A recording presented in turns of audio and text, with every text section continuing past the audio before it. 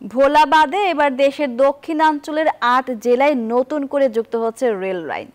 নদী বেষ্টিত জেলা হওয়ায় এলিভেটেড রেল লাইন নির্মাণ করা হবে বরিশাল বিভাগে। এজন্য প্রাথমিকভাবে ৩৫,০০০ কোটি টাকার প্রকল্প নিয়েছে রেলপথ মন্ত্রণালয়।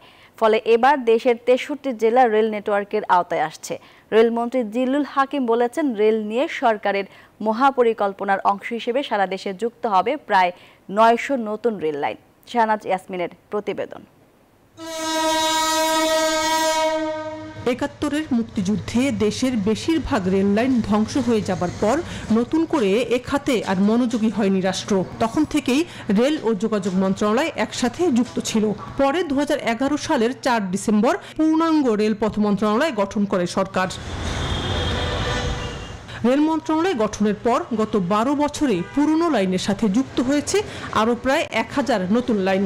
যুক্ত করা হয়েছে প্রায় ১২০০ যাত্রীবাহী এবং ১,০০০ মালবাহী কোচ। এবার দক্ষিণাঞ্চলের বরিশাল, ফরিদপুর, পিরোজপুর, ঝালকাঠি, মাদারীপুর, বরগুনা, পটুয়াখালী এবং গোপালগঞ্জ জেলায় যুক্ত হচ্ছে এলিভেটেড রেল লাইন। রেলপথমন্ত্রী জিল্লুল হাকিম বলেন, সারা দেশকে রেলের আওতায় আনতে নির্মাণ হচ্ছে নতুন নতুন রেল লাইন।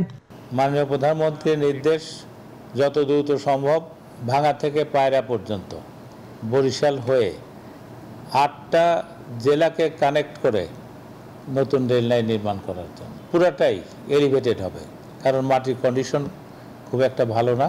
প্রতি বছর ৯ থেকে ১০ কোটি মানুষ রেলে ভ্রমণ করে। মহাপরিচালক জানালেন, বর্তমানে সারা দেশে সড়ক, মহাসড়ক এবং আঞ্চলিক মিলে রেল লাইন আছে প্রায় ৪,০০০ কিলোমিটার। এখন নতুন যুক্ত হচ্ছে আরও প্রায় ৮৭০ কিলোমিটার। অনেকগুলোই হয়ে গেছে, অনেকগুলো প্রায় শেষ পর্যায়ে আছে। যেমন পদ্মার অর্ধেক হয়ে গেছে, এখন বাকি অংশটুকু অর্থাৎ ভাঙা থেকে যশোর পর্যন্ত যেটুকু বাকি আছে। খুলনা মংলাও সংযুক্ত হয়েছে। তবে চাহিদার তুলনায় এখনও রেলের কোচের সংখ্যা কম। চাহিদা মেটাতে এবার ভারত থেকে নতুন ২০০ কোচ কিনছে সরকার। আগামী ৩ মাসের মধ্যে এসব কোচ যুক্ত হচ্ছে রেলের সাথে। রেলমন্ত্রী এবং ডিজি জানালেন, এরই মধ্যে কোরিয়া থেকে নতুন কোচ কেনা হয়েছে। ভারত থেকে আপনার ৩ মাসের মধ্যে আসা শুরু করবে এবং কোরিয়া থেকে ৬ মাসের মধ্যে। এটা ক্রয় প্রস্তাব যেটা, সেটা সরকার সিসিজিবি থেকে অনুমোদিত হয়েছে। এখন আমরা তাদেরকে এখন অর্ডার দেবে, তারা আমাদের এটা সরবরাহ করবে।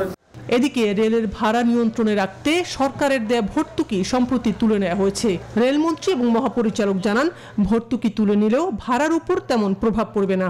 পেট্রোলের দাম বাড়ছে, ডিজেলের দাম বাড়ছে, সব কম্পোনেন্টের দাম বেড়ে গেছে, কিন্তু রেল ভাড়া বাড়ায় নেই। যেটা ভর্তুকি দেওয়া হয়েছিল ওইটাই আমরা তুলে নিছি। ১ থেকে ১০০ কিলোমিটার মধ্যে কোনো ভাড়া পরিবর্তন হবে না। দূরবর্তী যে জায়গায় যায় সেখানে কিন্তু ভাড়া কিছু পরিবর্তন হয়েছে। জ্বালানি তেলের দাম বাড়ার কারণেই রেলের ভর্তুকি তুলে নিতে হলো জানিয়ে রেলমন্ত্রী বলেন, সরকার এ খাতে আর ক্ষতির সম্মুখীন হতে চায় না। শাহনাজ ইয়াসমিন, নিউজ 24, ঢাকা।